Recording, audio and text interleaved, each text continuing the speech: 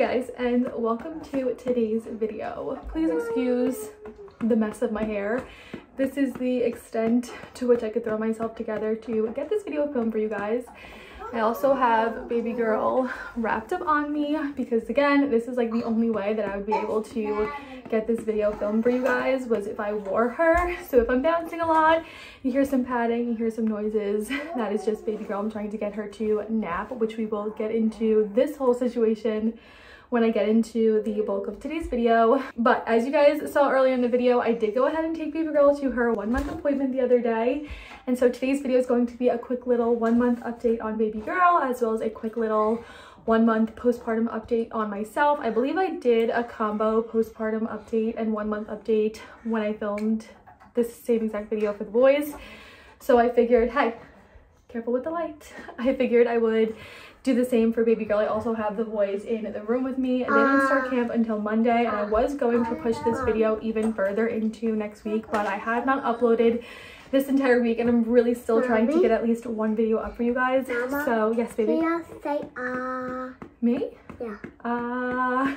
Say cheese. Cheese. Yay. So I figured, you know, you guys don't seem to mind the chaos in the background of my videos, and this will most likely be the last one like this since the boys are starting camp next week, and I'll definitely have more quiet hours to film sit down videos and just vlog in general. So last video of me saying, like, well, hopefully last video of me saying I hope you guys enjoy it despite the chaos and what I look like. But I know you guys really truly aren't here for what I look like or truly care about the chaos. You guys seem to enjoy my content no matter what I'm able to get up for you guys. So today I'm going to quickly run through some updates for baby girl as well as for myself, and I hope you guys enjoy. But with all that rambling aside, let's jump into the video. I did quickly want to say I did also get some questions in from you guys. I wanted to know what you guys wanted to know as far as like baby girl goes and myself for my postpartum journey thus far. So I do have some questions that I'm going to address as well on top of like, yeah, they're in the backyard, as well as like the like facts and updates that I have for her and for myself. So I'll kind of sprinkle those in along with what I have to say. So with that being said, we're going to start with updates on baby girl. So starting with baby girl, I'm going to kind of run through the same categories that I ran through in all of the update videos for the boys, which is like eating habits, sleeping habits, development, and growth slash like what the pediatrician had to say. So we're going to start with what the pediatrician had to say. Baby girl now is 10.5 pounds. She's 10 pounds and 7 ounces. If you guys remember, she was born at 8 pounds, 11 ounces and dropped down to almost in the 7s at her 48-hour appointment. And so her growth was something that we really wanted to address and make sure we got underway. We wanted her to be gaining weight appropriately. And so at that point, I was still exclusively breastfeeding. My breastfeeding journey is kind of going to be sprinkled in with the update on her because my breastfeeding journey has a lot to do with her. If you guys remember, I addressed it a few videos back that I am no longer breastfeeding. At that point, I was combo feeding, but trying to transition her onto exclusively formula fed. And she is now exclusively formula fed. And with that feeding pattern, she is now 10 pounds, 7 ounces. So in just 2 weeks time, when I went back for her 2-week appointment, what baby? When I went for her 2-week appointment, I believe she was back up in like the mid-8s range. So in just 2 weeks time, she jumped from like the mid-8s range to 10 pounds, 7 ounces. So what we have going on for her and her being formula fed now, her growth is doing really, really well.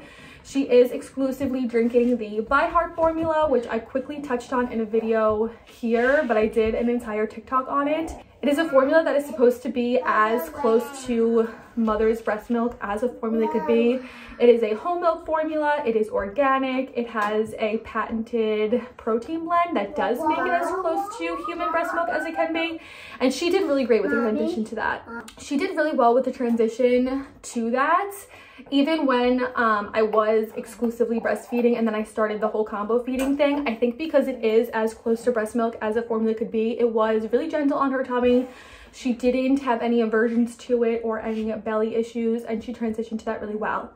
She is now drinking anywhere between 2 and 4 ounces of formula at a feed. And in the daytime, she's feeding anywhere from 2 to 3 hours. And then in the middle of the night, we can get up to a 5-hour stretch from her. It's very interesting. In the beginning, when I first brought her home from the hospital, I feel like her sleep was really well for being a fresh newborn. We were getting long stretches even back then, which I was waking her then to make sure she was getting her calories in because she was dropping weight significantly. But now the pediatrician said we can let her sleep as long as she wants to sleep in the middle of the night. And we do get about 1 long 5-hour stretch. After that, I'll get about a 4-hour stretch. And then after that, she will wake up 3 hours later and be up for the day. We are using the Even Flow Balance Standard bottles, I think they're called. I shared them in a vlog. I did pick up some Dr. Brown's bottles to try with her because she seems to have a latch issue, which again was something that I faced in my breastfeeding journey in the beginning with her. She had a latch issue then with me, and I tried to correct it as much as I could, but she did some damage to my nipples. And like I mentioned in the video where I talked about stopping breastfeeding, it had come to a point where I really dreaded feeding her. It was extremely painful to get her to latch. And because of that, I really dreaded the whole latching process and breastfeeding in general. And so for me and my mental health, and for her growth, switching to bottle feeding and formula feeding, that was just going to be the best thing for both of us. But even with her drinking from a bottle, she is still having latching problems. She clicks on and off of the bottle. 1 second. What was I saying? I keep getting distracted by the boys. Even being bottle fed, she's still having, I'm like sweating having her on me. So if my face is getting progressively more red, I am so hot wearing her. But she still is having latching problems even with bottles. The Even Flow bottle has a wider nipple, so she does get a decent latch on there, but she clicks on and off of the bottle quite frequently, and because of that, she gulps a lot of air and inhales a lot of air, which then makes for a very gassy baby and a very uncomfortable baby. I did pick up the Dr. Brown's wide options bottles. Those we used with the boys and they did really well with those, but for some reason the nipple on that is too thin and flimsy for her, and again she can't get a good latch to it, and so she clicks on and off of it and inhales a lot of air. She throws herself back. She gets very frustrated in feedings, and a feeding for her can take up to an hour, which is a pretty long time. I also think that Babygirl has reflux to some degree. This is something that I did address with the pediatrician, and she did prescribe her a Pepcid-like medication that she takes every morning, and then she did advise me to give her Mylicon before every single feeding, which is something again we did with the boys. The boys spit up a lot. She spits up nowhere nearly as much as the boys did, but she is very uncomfortable. I think again the combination of her breathing in the air and having like the latch issues with some of her reflux symptoms, she can get very fussy and uncomfortable during a feed and shortly after. But I do think what she has is called silent reflux, where it's not so much the spitting up that is the issue, it's just the uncomfortability that comes with the acid and the stomach contents coming up. Her symptoms for that I told the pediatrician were gagging herself, grimacing while sleeping, having difficulty sleeping during the day, having difficulty laying flat, gasping for air. Like when the contents of her stomach comes out sometimes, she actually stops breathing for a second and like gasps for air. So all of that I told the pediatrician, and she did prescribe a few medications, and we're kind of on a plan for getting that resolved and getting her comfortable during feedings. The pediatrician doesn't think she has a tongue tie, doesn't think she has a lip tie, doesn't think that that's an issue that's causing her problems with latching. She thinks that it might just be the uncomfortability of the silent reflux that is causing her to have an issue. I am using like level 1 nipples, which are like the smallest nipple that comes with like a bottle when you buy it. I don't know if like the flow is even too fast on those. She just has a really hard time eating, so that is something that we're trying to address over this next month, and then when I go back for her 2-month update, we'll talk about it then. But with her having reflux and being uncomfortable during the day, It is very hard to get her to sleep. She mainly contact naps and naps on me, whether it be in the carrier or me sitting on the couch and holding her and patting her and getting her to fall asleep. She does not yet put herself to sleep independently, which I mean 5 weeks is still really early for her to be able to do that. Hold on one second, I'm gonna put my computer back here. It's still very early for her to be able to do that, but I felt like even this early with the boys, I was able to put them in their swing and they would like lull themselves to sleep with like the motion of the swing and sucking their binky, and she cannot even do that. I physically need to be patting her and really making an effort to get her to fall asleep. And then even if I do try and transfer her into her DockATot or into her swing or just lie her down for her nap after I put her to sleep, she doesn't stay asleep because she gags herself awake. She has those reflux symptoms, and so daytime sleep is mainly on me, which has been a little bit difficult for me. Thankfully though, her nighttime sleep isn't really affected. I do have her bassinet at kind of an incline because it is a bedside sleeper that you can adjust the height on, and so I have one of the sides lower than the other so that it's at a little bit of an incline, and I think that does help her for her nighttime sleep. So I think having it at a little bit of an incline for her nightly sleeps, that helps her. And like I said, we do get consistent stretches and she doesn't seem to gag herself awake at night, so it's kind of like a give and a take. I feel like I would rather her nighttime sleep be a little bit more consistent than her daytime sleep, because then at least at night I'm getting a few hour stretches of sleep at a time. So this is just something that we're going to have to really make an effort on. I feel like when the boys go to camp and I'll have more time to really focus on just her, I'm going to start trying to nap her in here. I'm going to just bring the bassinet in here during her nap times. I'm also going to get some blackout blinds. I also think like a combination of the boys being up and the chaos and the hustle and bustle of my house kind of makes it hard for her to settle and fall asleep. I know they say newborns like aren't really affected by all of this stuff, and most newborns can sleep through a lot of things. But for her, I feel like because she already has a hard time and wakes herself up, we don't need any added distractions. So in the coming weeks, I am going to try and make a real effort at kind of helping her get more comfortable to sleep during the day. I'm trying to remind myself that this is a very short period of time and not to wish it away and wish for her to be a better sleeper, and kind of try and soak it in as much as I can. So her daytime sleep is a struggle. Her nighttime sleep is pretty consistent. Feedings are an issue that we're going to try and correct over the next month. And so far her growth since getting on the formula has been really well. Like I said, she's 10 pounds, 7 ounces, so 10.5 pounds.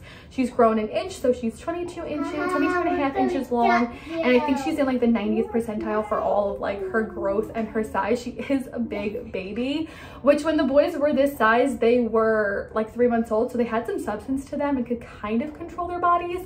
She's literally a 10-pound bag of flour, like 10 pounds of dead weight. And so my arm is kind of killing me. My back is kind of killing me.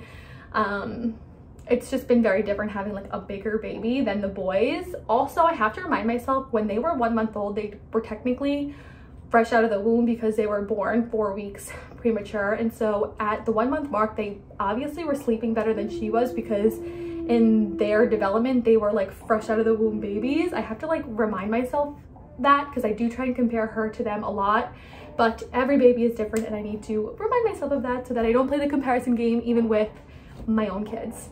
Okay, quickly an update on me and then we'll jump into the questions. I feel like I'm doing pretty good in my postpartum journey as far as like anxiety and depression goes. I did battle a lot of postpartum anxiety with the boys, and so far, being almost 5 weeks in, she'll be 5 weeks on Sunday, I feel like I'm doing pretty good. I definitely think getting some stretches of sleep at night helps not feel so overwhelmed. I think holding her a lot definitely can get overwhelming because I feel like I'm not getting anything done in the house, and I feel like even to do simple things for the boys, it's really hard because I'm afraid to put her down to wake her up. So that's been a struggle. But I feel like I haven't really cried much. I haven't really felt any overwhelming sense of like depression. I do get like weird heart palpitations sometimes. That's like a quick wash of anxiety, which is an unsettling feeling. But overall, I feel like this time around compared to with the boys, I feel pretty good. I feel like at this point the baby blues would be over and I haven't even felt much of like any blues.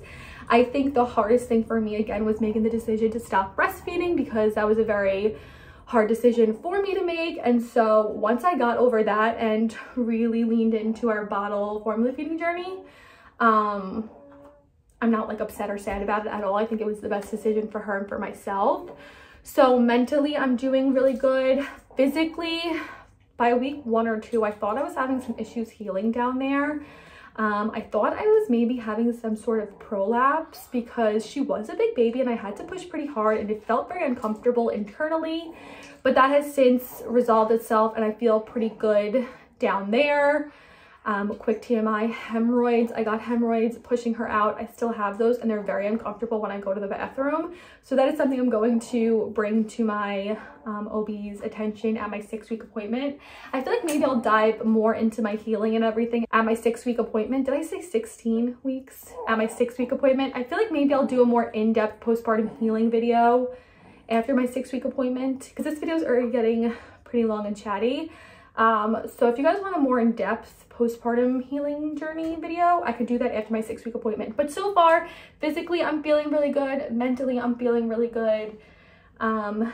And I think over the next few weeks, once we get into more of like a set routine, I'll feel even better about everything. So let me go grab my computer and we'll quickly jump into those questions. Okay, question number 1. What's her eye color? Right now, there's still a pretty deep blue. Most babies are born with blue or gray eyes because of the lack of pigment. And then they'll either darken and become like brown or lighten and become hazel, green, blue, anything like that. Hers are still a pretty deep navy blue, but the center around her pupil is getting a little bit lighter. So I'm interested to see how light her eyes get. She's obviously going to have blue eyes because everybody in the family basically has blue eyes.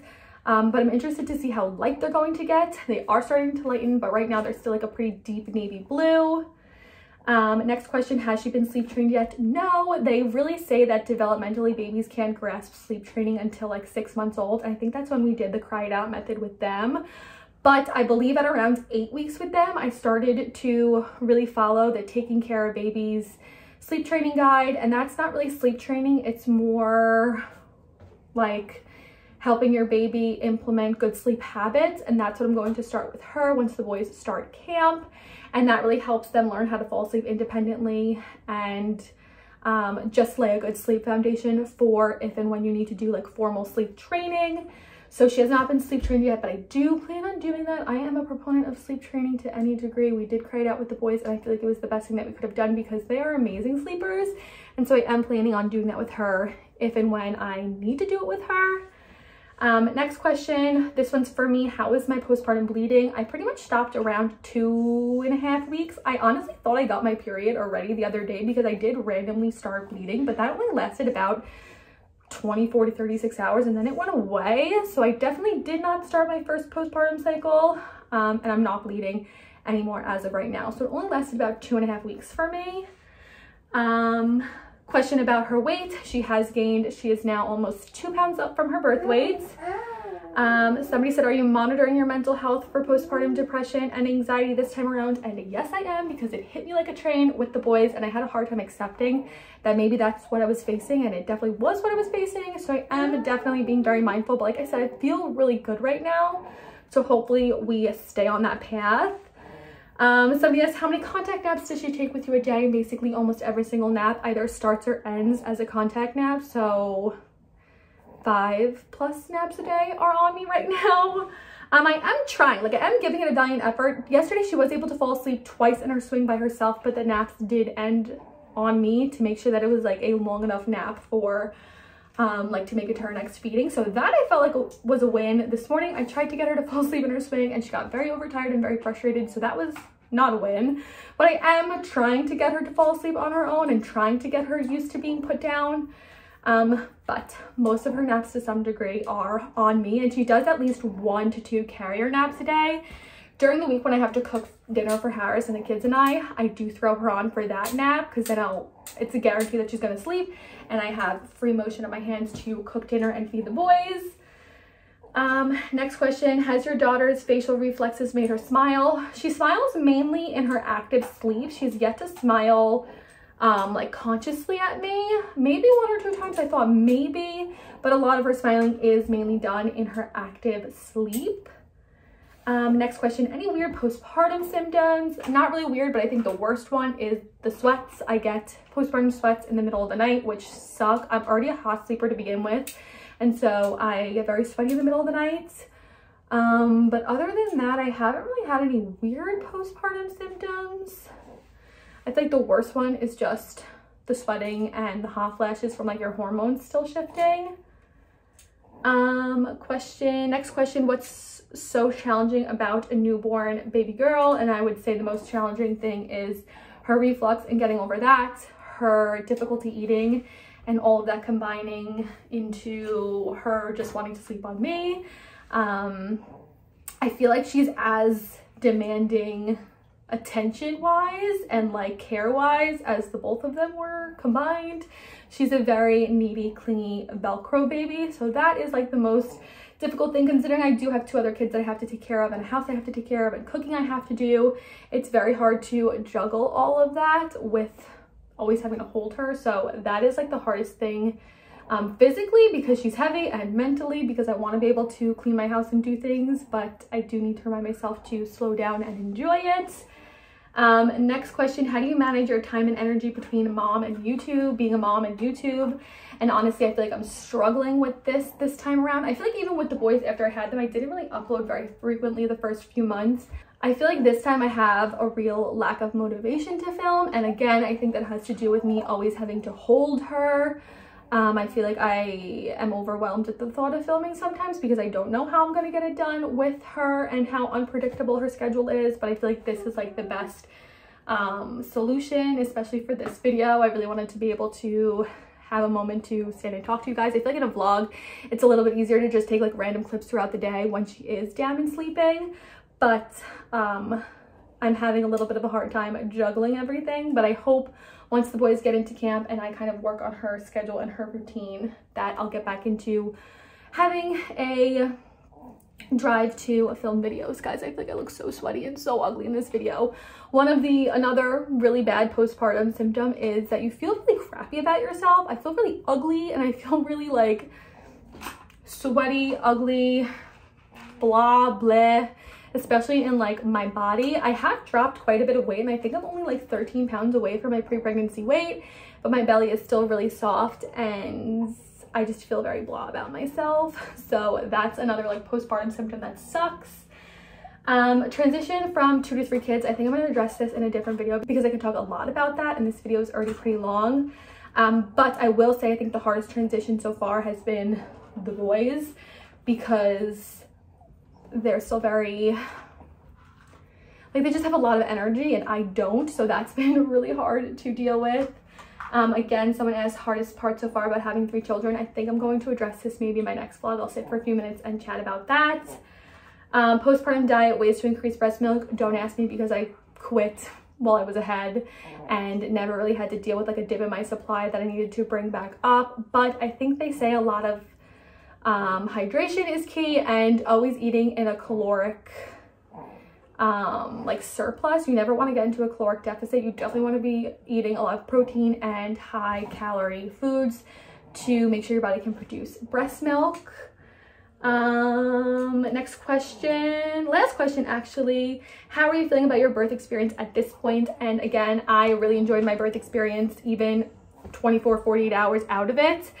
All things considered, with her being a very big baby, whoa, and being sunny side up, I would do it all over again in a heartbeat. I love the birth experience, I love laboring, I love delivering, and I feel really good about her experience and their experience, which makes me really happy because I would have hated if I had a negative or traumatic birth experience to change my outlook on labor and delivery, because all along, ever since I've had them, I've had such a positive outlook on it. And when friends are pregnant or people come up and ask me, you know, I'm super nervous about laboring and delivering, and they have like apprehensions about it, I love being the kind of person that can reassure them that like it is such a positive experience if you go into it with a positive mentality.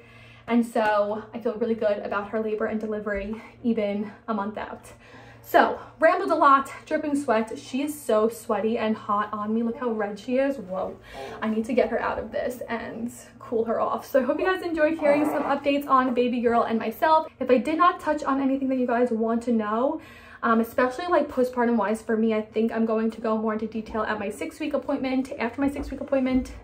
But if I forgot anything about her, I feel like at a month, there's really not a lot developmentally that goes on with them. We are doing tummy time with her. She does have some neck strength, but all of like the fun things like her first coo, her first smile, her rolling over, bigger milestones like that, we will hit and talk about obviously in later monthly updates. But I think the most prominent thing that you can talk about at a month is like their growth and their sleep and their eating. So I hope you guys enjoyed today's video, and with that being said, I'll see you guys in my next one. Bye guys.